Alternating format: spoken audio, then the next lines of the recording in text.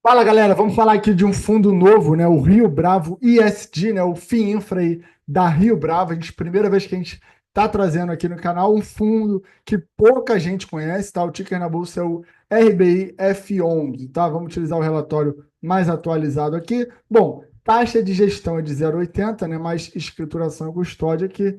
Então, taxa total ali de 0,85 e não cobra taxa de performance, portanto, o fundo do ponto de vista de custo, é um dos mais competitivos ali, né, do mercado. Realmente o custo ali parelho, né, com o próprio BidB aqui, que é um dos menores também, que a gente já tem vídeo aqui no canal, tá certo? A rentabilidade alvo no fundo é NTNB mais 2%, tá? Então, uma característica, né, que se diferencia dos demais é a pegada aqui ISD, né? É, a questão ecológica, a questão social e a questão de governança, né? Eles têm um modelo proprietário, né? Lá no final eles vão explicar mais ou menos o processo de decisão que eles fazem, né? Utilizam-se também de outros manuais, né? Outros padrões aí mundiais, mas tem o seu modelo proprietário. Tá aí aqui, né? Naquele belo overview que a gente está acostumado, já dá para a gente uma boa noção aqui de como está o fundo. O fundo é um fundo relativamente pequeno, né? Com apenas 76 milhões aí de patrimônio, tá? Uma duration de 5,4 anos, né, normal ali para os fundos de infraestrutura, que são prazos longos, né, projetos longos por trás, tá? Então, o fundo hoje está negociando ali com um desconto, né, de R$ 23,16 por cota, né? Lembrando, claro, né, que os FIINFRAs são isentos, tá, de imposto de renda, tanto nos rendimentos como na alienação das cotas com ganho de capital, né? Então, tá aí a diferença da sua cota patrimonial para a cota de mercado. O fundo distribuiu esse mês 87 centavos por cota, tá? Ele faz um destaque aqui, né, que teve a abertura de 75 basis points ali na curva real nos últimos três, o que impactou a marcação negativa a mercado, e a gente já vai entender por que ele faz esse destaque assim, né, faz questão de destacar isso mesmo. Né, deu um yield mensal ali de 1,33, um yield analisado, né, considerando essa cota de mercado e o valor distribuído de 17,25% de yield, tá? Então tá aqui também um aspecto importante de se observar é que são poucos cotistas ainda, né? 1.580 cotistas, é um fundo que não é muito conhecido no mercado, então, além da questão toda macro, né, que está praticamente todos os fundos aí estão com desconto, você tem a questão da liquidez aqui, realmente, por ter poucos cotistas, tá? Então, aqui ele já traz, né, uma das informações mais importantes para a gente, né, a tabela de sensibilidade, deixa eu aumentar aqui. Então, a mais ou menos, né, R$ 65 ali a cota, você seria remunerado equivalente ali a uma taxa interna de retorno já líquida, tá? Né? De 16,2, né? IPCA mais 16,2. Então, se você está achando bom ali, né, o Tesouro te pagar IPCA mais 7, com imposto, você imagina receber IPCA mais 16,2 sem imposto, né? Claro que são níveis de risco totalmente diferentes, né? Mas, de fato, é uma remuneração que chama a nossa atenção, né? Aqui, mais ou menos, né, aproximadamente a cota patrimonial, ainda assim estaria bastante atrativa, né, em condições normais de temperatura e pressão, que é IPCA mais 8,9, isento, né, de imposto de renda, nada mal, tá certo? Cabe ressaltar aqui essa letra miúda, né, que esse valor aqui, a gente vai ver isso já já também, mas já vamos, né, não vamos esconder nada não. 87 centavos de amortização, tá? Não foi rendimento. Então, o fundo voltando capital aqui, como os FINFRAs são isentos de IR, não tem nenhum ali prejuízo, você não vai ter que pagar imposto em decorrência, né, dessa amortização. Então, o fundo, né, acumula aí um prejuízo, né, contábil negativo ali na cota de R$ 1,25, tá? Desde a abertura ali dos últimos meses, o que teoricamente impediria ele, dentro ali de determinado período, de distribuir, né? Então ele está optando pela amortização, tá certo? É o que ele comenta, né? Mais ou menos aqui, né? Ele já vem amortizando a cota nos últimos 3 meses, tá? É, Apesar disso, a carteira do fundo continua sólida e, né, vai voltar a pagar os rendimentos ali tão logo seja possível, né, o mercado melhorar ou o prazo, né, corresponder ao final de fechamento do exercício, tá? Aqui ele traz de modo muito transparente, tá? É um dos que mais detalham esse acompanhamento de algumas posições da carteira, tá? Essa aqui é a maior posição aqui do PL, né? Com 11,6, uma geração de gás natural, e eles comentam aqui, né? Tanto em relação a projeto como em relação a indicadores financeiros. Não vamos passar um por um, mas destaquei aqui uma característica, né? Que para você não se assustar, né? Você, por exemplo, você tem a Iguá aqui, na empresa de saneamento do Rio de Janeiro, que surgiu ali em decorrência do marco do saneamento. Uma alavancagem que passou de 10 vezes, né? Para 9 vezes, né?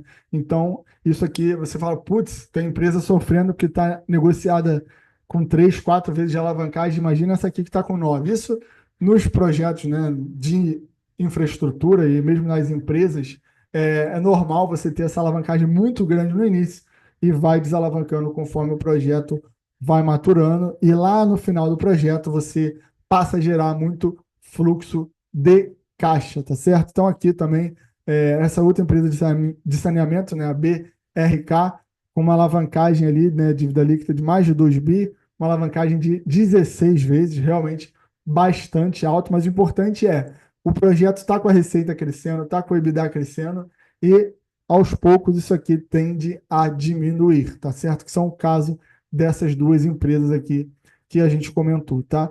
Aqui o fundo faz um comparativo, né, um retorno aqui em relação à cota patrimonial dos últimos 12 meses. Então, ele fica ali mais ou menos numa faixa intermediária, e em volatilidade, né, ele é um aqui dos menos voláteis se a gente comparar com os pares da indústria, tá certo? O cenário macro, né, a gente já está vendo em janeiro, né, você teve até um certo refresco, né, da curva, né, parou de subir tanto assim como foi dezembro. Dezembro foi realmente destruidor. Aqui ele vai comentar do IPCA e tal.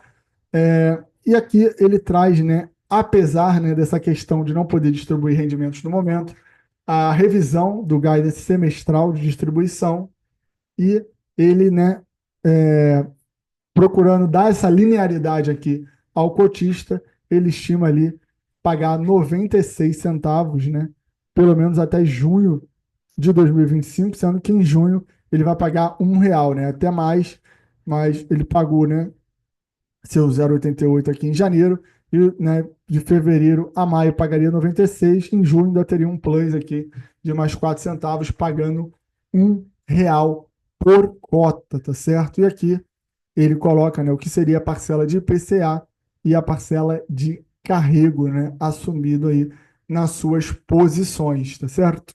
Então, fica aí o guidance para o primeiro semestre de 2025, informação importante, tá certo? Aqui ele trouxe uma tabela aqui que o pessoal da EQI, né, é, que acho que é uma corretora que também tem sua área de research, fez um comparativo aqui do resumo, né, dos fundos imobiliários, e aqui eles citam o nome mesmo dos outros fundos, né? Aqui no canal, se você não sabe, tá, e não é inscrito, a gente já falou do CADIF, do Juro 11, do CPTI, do BDIF. Estamos, né, estreando nesse vídeo aqui o RBIF 11, né, que é o da Rio Bravo. Já falamos já um tempo atrás do Infra 11 também, só não falamos, se eu não me engano, ainda do CDI, né, que é o da Esparta lá, e do IFRI 11, né, do Itaú. Então, você quer saber sobre os FIINFRAs, não deixe de se inscrever no canal. Mas vamos lá. Aqui um resumo, né, das cotas, e ele, né, aparece como o fundo mais descontado, o fundo mais barato de todos, tá? E também chama atenção a discrepância aqui no número de cotistas, né? Então, o segundo colocado, né, tem mais de 11 mil, ele tem apenas, né, 1.680 aqui na data aqui que o pessoal fez essa apanhagem. Então, é natural que você, além do desconto, né, de mercado, você tenha um desconto de liquidez maior do que os seus pares, tá certo? E aqui a gente chega no resultado, tá? O fundo também tem cotas, né, de FDIC ali, não é muito representativo, mas tem também. Tem um CRI, tá? Dentro da parte, né, que não precisa ser necessariamente debêntures na carteira. Em geral, né, os debêntures primordialmente representam ali o maior percentual da carteira, tá certo? Então, o fundo ele teve um resultado cota de 1,04, distribuiu 87 centavos, então em janeiro o resultado foi bastante positivo, né? E você teve ali uma marcação a mercado positiva, né? Em comparação com dezembro e novembro, que foi bastante negativo, né? Ainda não o suficiente para zerar essa marcação negativa contábil, tá certo? Então, aqui um pouco do histórico de distribuição, né? Até setembro ele pagou seus 95 centavos, exclusivamente de rendimentos. Em outubro já teve um mix, e desde novembro de 24 ele tem pago 87 centavos, depois pagou 92, voltou a pagar 87 na forma de amortização que a gente já comentou lá atrás, tá certo? Aqui, ó, o volume dele, né, realmente é um volume que não é muito alto, mas, enfim, se você vai comprar pouco, também não vai fazer grande diferença, mas talvez você tenha ali, se você realmente for entrar com uma grana um pouco mais forte, um certo descasamento, talvez a sua ordem não seja ali 100% executada a um preço, né? Bom, um desconto de liquidez, isso pode significar, né, positivamente ou negativamente, né? Pode, inclusive, também ser benéfico, tá? Em termos de portfólio do fundo, ele classifica como setores primários, secundários e terciários, tá certo? Então, forçando assim essa pegada ESG, tá? E aqui, em termos de alocação, principal é geração de energia renovável, seguida por geração térmica, telecomunicações, saneamento, rodovia, produção de gás, mobilidade urbana e os restantes. Teve um pequeno aumento ali em recebíveis de geração e uma diminuição de rodovias de um mês para outro e telecomunicações, tá certo? Então, em termos de estrutura, né, na verdade, de classe de ativo, você tem 86 em debêntures, 8 em cotas de FDIC, 5 em CRIs e 1% que ele chama aqui de fundo de zeragem. A gente pode entender isso aqui como caixa, tá certo? Em termos de rent, né, de crédito, você tem realmente, não tem ali ativos que menos de A, né? É uma carteira que busca realmente ativos de A para cima, ainda tem essa camada adicional de ISD, né? Que, enfim, algumas empresas estão meio que abandonando em parte, né? Essa questão, mas não acho que seja um tema que vá simplesmente sumir do mundo, né? Ele usado como uma medida de risco, né? Adicional, acho que pode fazer sentido, tá certo? Então, aqui um pequeno resumo, né? 5,4 de duration, 27 emissores no portfólio, 12 segmentos diferentes e um rating médio, né, de A com perspectiva positiva. Aqui a gente chega no portfólio do fundo, ele não coloca aqui em ordem, mas a gente vê que tem uma mistura ali, né, de IPCA com CDI, embora, claro, IPCA seja o core business aqui, né, do fundo, já que ele busca, né, dar uma NTNB mais 2, posições, né, a maior posição é do beta produtora de energia, né, de gás natural, que a gente viu lá em cima, tem posições concentradas aqui no solar, 4,9, 5, né? Geração renovável também, igual a Rio com 6,3, 5,4 rodovia e, né, caixa ali, fundo de liquidez, que ele chamou de zeragem, 1,4, tá certo? Aqui ele vai explicar um pouco mais nessa questão ISD, os setores que ele considera primário, secundário e terciário, apesar de ter uma metodologia, né, proprietária ali, né, uma classificação proprietária, evidentemente ele se utiliza de alguns estándares, né, de alguns padrões aí internacionais, como o IFC, enfim, a própria, né, Unesco ali classifica matriz de risco para aprimorar ali o seu processo de ISD, tá certo? Então, por hoje era isso, tá? Falamos aqui do FIINFRA da Rio Bravo. Não sei se você já conhecia, se você gostou. Eu acho que vale a pena pelo menos colocar no radar, né? Eu vou colocar aqui no radar, vou passar a acompanhar, né? O fundo tem uma oportunidade ali interessante, tem um risco também, mas enfim, você viu aí e pode fazer a sua melhor opção, tá certo? Grande abraço, pessoal. Não deixe de se inscrever no canal e deixar um like.